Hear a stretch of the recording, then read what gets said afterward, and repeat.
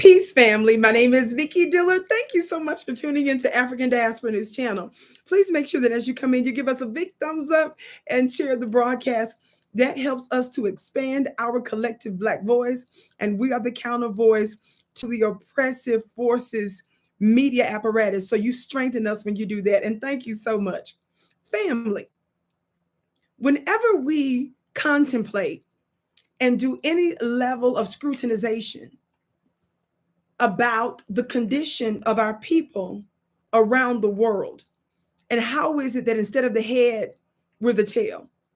How is it that when we look under our feet, we have the world's most valuable and enviable minerals and resources, but yet we find ourselves to be the poorest? Let me tell you something. It is absolutely no accident. I want to briefly talk about what I mean by that, but I believe that this brief exchange between this Ghanaian reporter and the U.S. ambassador to Ghana speaks for itself. Watch this clip, family. Well, we're on the board of the IMF, for one thing, so a big chunk of that IMF money is provided by the United States. But things like the trade delegation, for example, $150 million in assistance. Let me take to Ghana, since you're talking about Ghana. We just left IMF in 2019.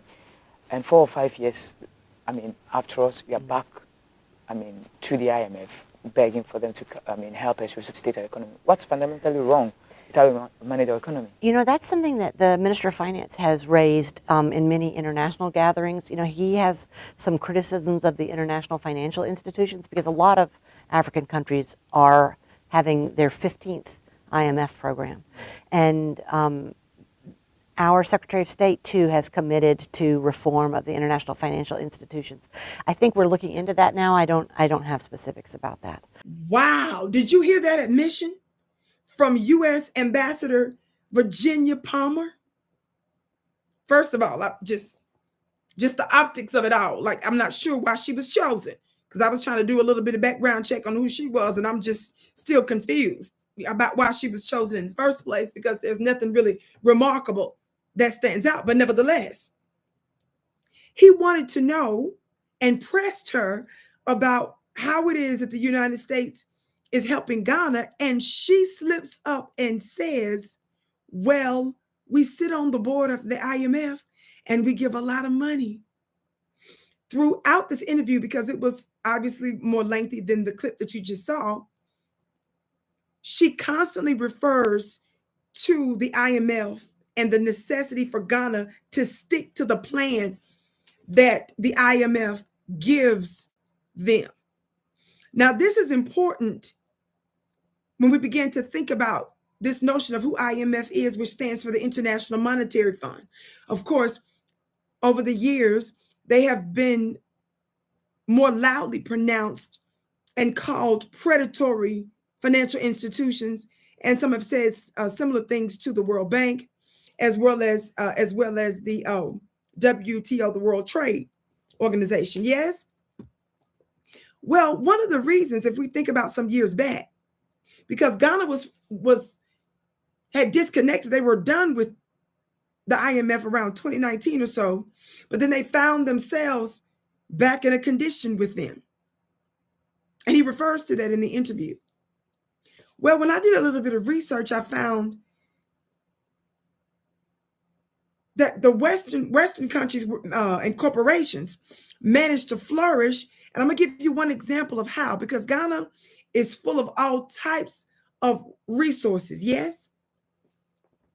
Well, it says that an unfortunate deal with Ghana was made. And again, this is just one example. And I'm trying to show you the pattern of entrapment in modern slavery and colonization.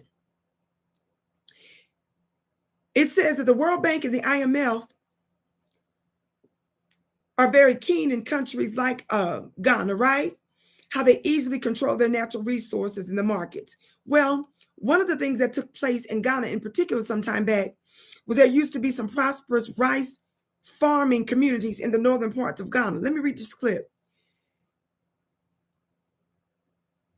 in reference to there being some prosperous rice farming communities, it says that the northern parts of Ghana and the government of Ghana used to give those rice producing farmers some farming subsidies to enable them to produce rice on a large scale to help feed the nation. However, the World Bank and the IMF stood in,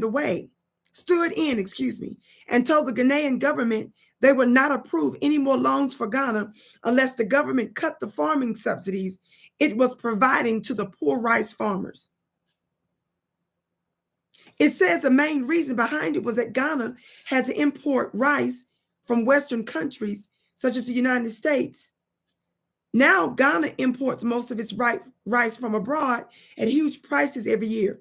So at the end of the day, Ghana owes the World Bank and the IMF huge amounts of money, but the money did not remain in the Ghanaian economy because Ghana had to use the loan to import food from abroad.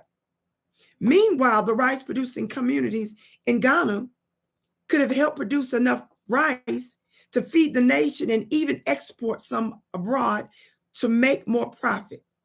Now the northern communities in Ghana remain the poorest in the country, it says, with no better jobs. Now, don't forget that this piece was written a few years ago. But I wanted to give a little bit of insight in terms of the game, the predatory and exploitation that was taking place with Western countries, the United States and others. And once Ghana was done with her debt, she was actually able to break free approximately around 2019, I believe.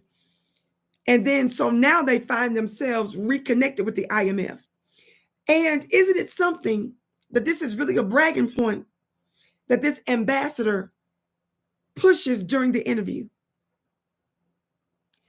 What's little known amongst many people, even in America, especially in America, is that such organizations like the IMF and others that ended up being formed some years back ended up taking the blueprint of exploitation from the anti-Black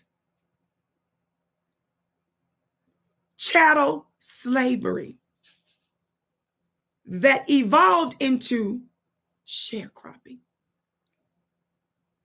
So once America told our people that we were free, she didn't give us reparations. She didn't give us 40 acres and a mule. We got no resources. Just send them off.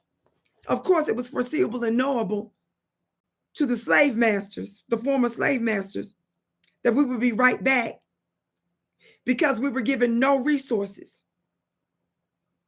The sharecropping exploitation system, that brand of technology, that blueprint was what the IMF and the World Bank and others use to exploit other parts of the world. I'm so glad that we are rising up to demand reparations here in the United States, as well as our brothers and sisters in the diaspora around the world that's demanding it also. I'm glad that we are saying, you know what? We're going to learn to develop our own resources, manufacture our own resources so that we're able to benefit off of them here in our country instead of just sending out our raw resources elsewhere. I'm so glad that we are learning the tricks of the trade so that we can benefit first and foremost before we begin to export them around the world. I can't wait to hear what you have to say about this. My name is Vicki Dillard. I am looking forward to connecting with you in my next upcoming spiritual webinar concerning your royal bloodline. It's going to be explosive, talking about your internal power and how to access it to be the new world rulers. Be sure to join my email list at VickiPlanet.com so that you're alerted to the date. That's VickiPlanet.com, Vicki, PLANET.com. I can't wait to see you again.